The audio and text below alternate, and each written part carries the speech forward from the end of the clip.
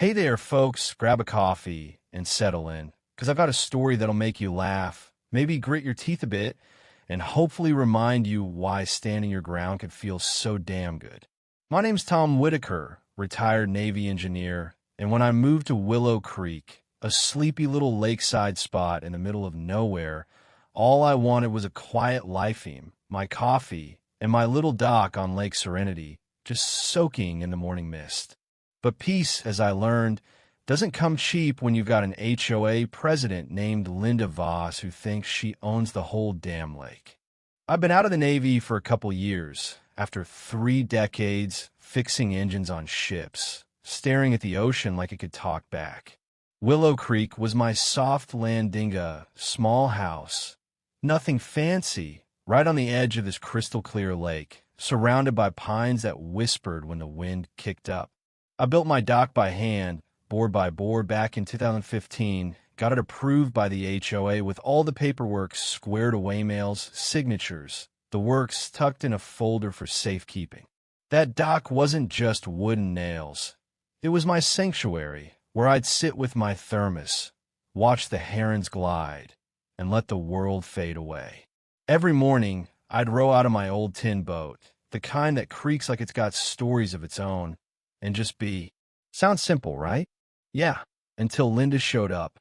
She rolled into the neighborhood like a storm in high heels, buying up the big glass house 3 lots down, the one with the floodlights that made the lake look like a Vegas showroom at night. Word was she'd been a big shot in some corporate office out west, maybe Denver, and had a knack for bending HOAs to her will.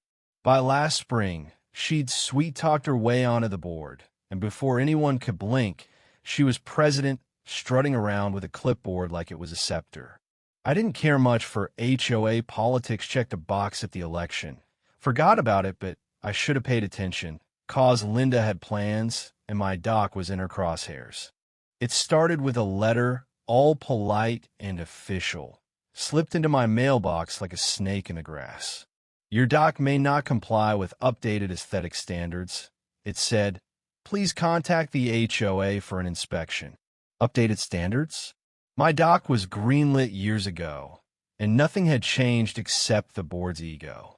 I dug out my folder, reread the approval dated, stamped, signed by the old president, Ed, who used to wave at me from his porch. I called the HOA line, left voicemails, sent emails. Crickets. Then a second letter showed up, bolder this time. Dock usage suspended pending review. Suspended? My blood started simmering. This wasn't a mistake. This was a move. I took a walk that evening, slow, past Linda's house, her SUV gleaming, her lawn manicured to death, a camera blinking at me like it knew my name. I noticed my dock had a bright red ribbon tied to it, like a crime scene, while every other dock along the lake sat untouched. I ran into my neighbor, Sarah, a retired nurse who'd lived here forever, walking her mutt, Rusty. You get a letter about your dock? I asked. She frowned. What letter? I told her about mine, and she shook her head, that tired kind of laugh you give when you know something's rotten. Linda's been sniffing around your inlet, Tom. Kept talking about fair access at the last meeting. Fair access, my ass. This was about control, plain and simple. A couple days later, Linda showed up at my place, uninvited, heels clicking on my gravel path like she was auditioning for a villain role. Mr. Whitaker, she called, clipboard in hand, sunglasses perched like a crown. Just need to check your dock for compliance. I wiped my hands on a rag I'd been fixing a chair on the deck and gave her a long look. It's been compliant since 2015. Linda, I've got the papers. She smiled, that tight, I'm in charge smile. Guidelines change, Tom. This dock's too long, extends too far into the lake common property, you know. I didn't budge. Not common property. My deed says this land's mine to the water line, and the county's riparian code backs it up. Section 14C, if you're curious. Her smile twitched, but she didn't miss a beat, snapping a photo of my dock like she was building a case. We'll see, she said, and strutted off, already on her phone before she hit her driveway. Then things got ugly. I came home one day to find my dock roped off yellow nylon, like a damn police barricade, with a sign, "Closed for safety review." Safety? That dock was solid as a battleship. Worse, my boat was gone, rope cut clean, drag marks in the dirt leading to the path. I stood there, fists clenched, feeling the kind of rage you don't let out, you channel. I took photos, set up a cheap trail cam, and called my old Navy buddy my canoe shoreline law like the back of his hand. "Mark your boundaries, Tom," he said. "Get the survey pins in, document everything, and don't let her set foot on your land again." So I did stake the line, put up a sign, "Private property. No trespassing." I wasn't playing her game anymore. I started digging into the HOA bylaws, 50 pages of jargon, and found gold. A rule saying no enforcement could happen on pre-approved structures without a county inspector's report. Linda hadn't done that. She was bluffing, banking on me folding. That's when I got creative. Back in the Navy, I'd worked on underwater defenses barriers to protect coastlines, subtle but effective. I pulled out my old notes, sketched a plan, a curved line of river rock just below the water's surface, right within my legal boundary. It'd look natural, blend with the lake bed, but any boat speeding through my inlet would feel it. I called in a favor from a quarry guy, Pete, loaded my truck with stone, and hired 2 local kids to help me place it. By dusk, we had a barrier legal, documented, and invisible unless you knew where to look. I filed it with the county as shoreline protection, complete with GPS tags and photos. Checkmate, Linda. The neighborhood was quiet for a bit, but the tension was thick. Linda kept pushing another notice. This one taped to my door, claiming my dock was a community hazard. Then came her big move, a fancy lake party for her real estate buddies, complete with a cruise on her shiny new boat, a 30-foot beast that screamed money. The invite went out to everyone, all summer elegance and wine. I didn't go. I sat on my dock, sipping coffee, watching her boat gleam under the sun. I knew her route straight through my inlet, the same path she'd taken when she roped off my dock. She didn't know what was waiting. At 5:15 p.m., it happened. Her boat, cruising too fast, hit my rock barrier with a crack that echoed like thunder. The crowd on shore gasped. Linda stumbled, her wine glass smashing, her perfect bun unraveling as the boat lurched. The hull scraped, metal screamed, and the driver slammed it into reverse, but the damage was dun gouges in her pristine boat, her party in shambles. I stood on my dock, arms crossed, watching her scan the shore until her eyes locked on mine. I didn't wave, didn't smirk, just stared back, letting the lake say what I didn't need to. The party fizzled out, neighbors whispering, some filming on their phones. By evening, her boat was limping back to her slip, listing slightly, chrome scratched to hell. The next day, the neighborhood was alive not with lawnmowers, but with gossip. Sarah sent me a blurry video of Linda clinging to the rail, wine-soaked and furious.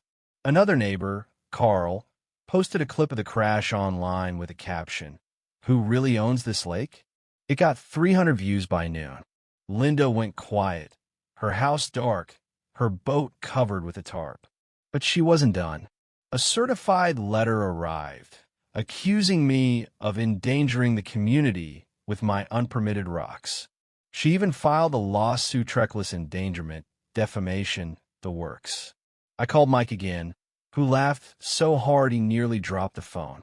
"She's got nothing, Tom. Let's bury her." We fought back hard.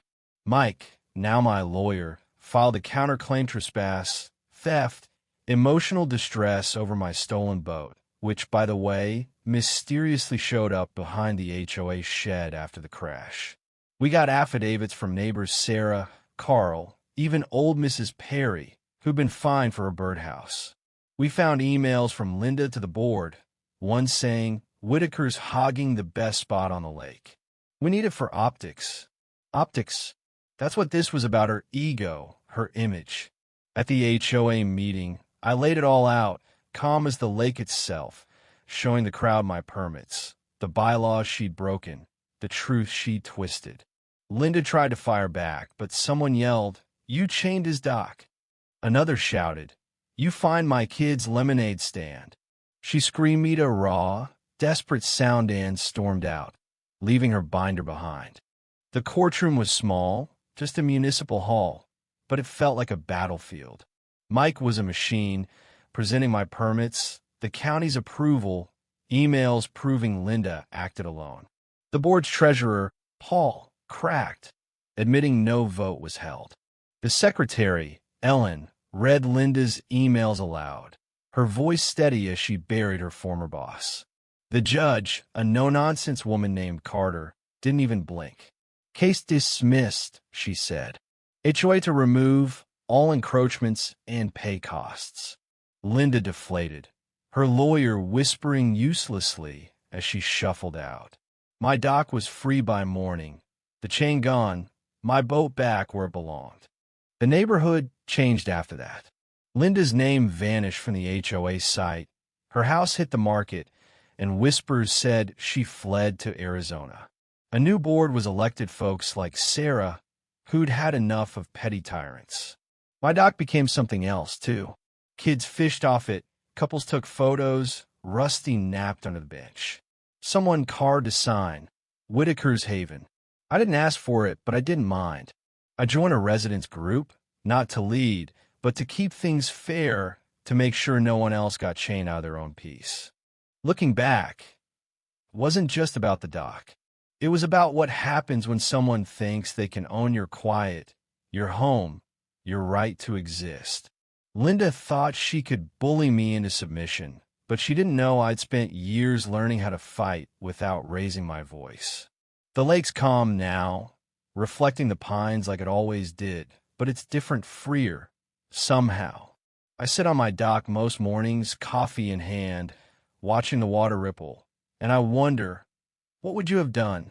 Faced with someone trying to take what's yours, would you fight or let it go? Drop a comment. Tell me your stories. Have you ever stood up to an HOA, a neighbor, a bully? Let's talk about what it means to hold your ground, because out here by the water, I learned one thing. Peace isn't given. It's built one plank at a time.